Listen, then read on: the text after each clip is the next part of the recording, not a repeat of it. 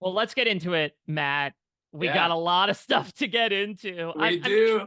I got to start with where things left off because, listen, ever since you were backdoored, I've been watching the feeds, and you even say at a certain point, like, Kenny and Kimo, I feel bad for them because they're going up against me, and I feel pretty locked in to stay. Was it a surprise for you last night? What was your reaction when you find out the outcome of the eviction? It was a surprise, but at the same time, it's Big Brother, and you got to expect the unexpected, man. And so you never know if you're actually going to get to stay. You never know if you're going to go. I am thankful. Like I tried to at least, I tried to keep that demeanor and put confidence where I felt like I had confidence to put in certain places. But at the end of the day, like I'm thankful I looked at the game as saying like, you never know. I tried to take in being in the house just as much as I could before I got to leave. I got to spend a little time with Mackenzie, the day before. And I felt like all the ways, obviously you would do things differently, but at least that I had that little bit of, you never know if you're going to get to stay in this game.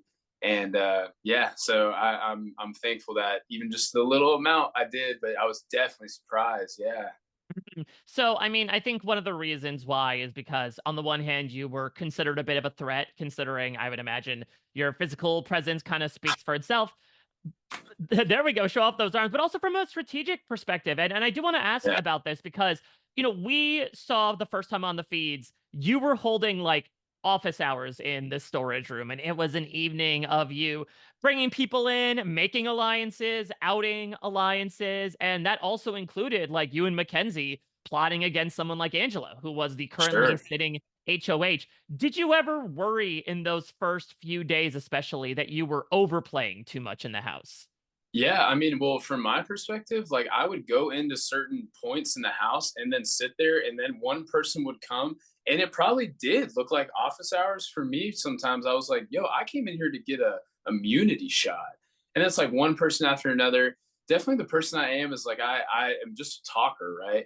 And I felt like a lot of these conversations I was having, we'd be talking about, I mean, real life experiences and lessons, and then that would transition over to talking game. And for the most part, like I didn't even really know who I wanted to play with, but when it kind of got to the point of after the situation with Angela, I was like, my game is now turned to, my cards have to be shown. And for the most part, I tried to play the game where my cards were always going to be shown, especially after that experience.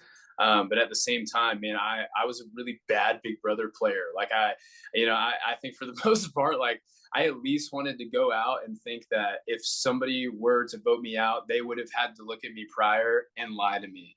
And for the most part, I can live with that. And I think it was a great move. I'm not mad at anybody. I was hoping to play a little bit longer, but I had a great time the time that I did. Yeah, so you talk about that thing with Angela, of course.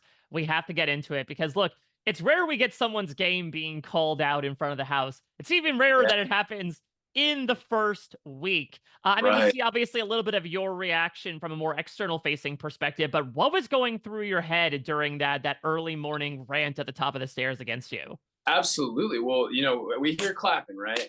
And we know Angela has had like mentally a really difficult time as HOH, and she had some high highs, some low lows, a lot of different emotions on that roller coaster. And so she starts clapping, and we're all hoping that she has a better day, and wanting to contribute to that. Me as well. And she comes down clapping, and I hope they get it because they look at me, and I'm like, I'm clapping. I look over at Tucker. He's clapping, and then she calls my name, and I really thought she was gonna say, "Matt, would you get up and dance?" And so everybody could be like, "We're gonna start this day off better, right?" And so I'm clapping, and I'm like, she calls me. I'm like, "Yeah," and then boom, I'm ugly. I'm dumb. Like, and I just couldn't believe it. I was very surprised. A lot of her disses on me were extremely creative. Like, so when she's slamming me, I'm like, so I got to take it out of my and then up my and because I'm like there's a lot of directional changes. Like I'm like, is Angela actually like got a SoundCloud outside of this? Like she's dropping bars of disses. So I'm like kind of laughing. Even when she, the crazy eyes thing, I thought that was so like specific. It was like weirdly specific in the moment. So I thought somebody had told her that I said she had crazy eyes. but I didn't know she was telling me I just had. So I kind of stopped. I was like, hey, everybody, like, it's just so I understand like how to be offended. Are my eyes create or your think that I said that you or you have and they're on me? Like I didn't even know how to take offense. I was very lost for the most part. And in terms of if it was a game move, it would have been a great game move, but it just did not have to go to the extent of getting personal. Well, so then you do end up following up in the next couple days by having this conversation with Angela where you open up about yourself, about your mom. And Angela does ask, like, do you have any alternatives to you not getting put up considering this, this public display? And you say, like, listen, if I'll throw out a few names, T-Core could be one of them, Tucker could be, and I'm not sure if you know this, but another reason why you're talking with me today is because you do end up telling Tucker, like, just so you know, I threw your name out there and he was not terribly happy. Maybe a little bit face to face, but not so much after he left. Give me your reaction to all that and your intention behind doing that. Yeah, I mean, I wanted to play an honest game in the beginning, and so I mean, I did not get to tell T Core before Noms, but in my opinion, in approaching Angela, I just wanted to say, hey, like these are what I think your options are, not even what I think I'm telling you that you should do or I think you should do. And if you're interested, then yeah, I'll gladly tell you. But I was like, I do think these are your options, of which one of them was put me up. So I was like, that is one of your options that I do go up. And I wanted to pitch like, if you have other options, like these are, what could happen. I liked Tucker, and I thought Tucker's a great character and I hope to be friends after this, but I wanted to go straight to him and say, hey man, and with all due respect, like, I think nobody would vote you out of this house. Everybody loves you.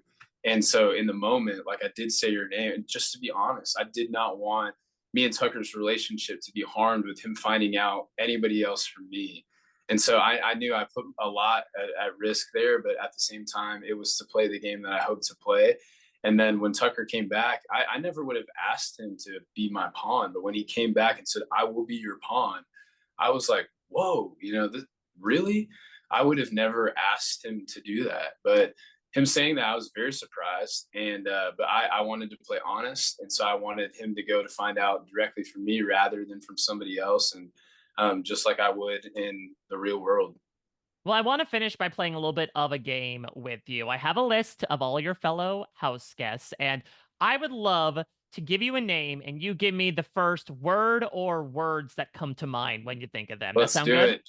All Let's do right. it. Well, let's keep on the note of Tucker. Let's start with him. What comes to your mind first when you think of Tucker? New York. How about T-Core? T-Core, crochet. Rabina?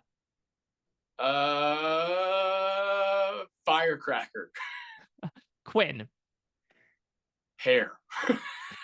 This is a loaded one. Mackenzie? Showmance. Oh, there we go. Lisa? Glitter. Understandable. Leah? Miami. Your fellow blockmate Chemo? Oh man, genuine. Kenny? Father. Do you know yet, by the way, that Kenny was an undercover police officer? No, what? No, Yeah. I did. I know. You're the first person to tell me that. I thought Kenny flips brats for a living. No, Kenny is an undercover Dang. police officer, and the reason why he connected with you so Wow. much is because your father is also a police officer. Wow. No, I did not. Nobody told me that. Wow. He's crushing. We were like, there's 3 chefs in the house, baby. Like, man, Kenny's gonna get outed if they're ever like, Kenny, you need to cook tonight. We'll see. We'll see. Yeah. Let's keep going. How about Joseph? Joseph, mustache. I mean, that's a reoccurring thing. Like Leah has a great impression of Joseph where like Joseph moves, man. He walks all throughout the house. And Leah, at one point was trying to flirt with Tucker a little bit. And she's like, I'm working. I think he's laughing. He's looking at my pajama set. Then all of a sudden just I'm like, that's crazy. But let's go with mustache. How about Chelsea? Chelsea, oh my goodness, adorable. Like I've loved. I couldn't believe they put me and Chelsea on the same season. It kind of felt like I think I think with no downgrades, I mean, maybe the votes could have been different. Like, um, we have so much to connect on outside of the house. I cannot wait to talk to her one day.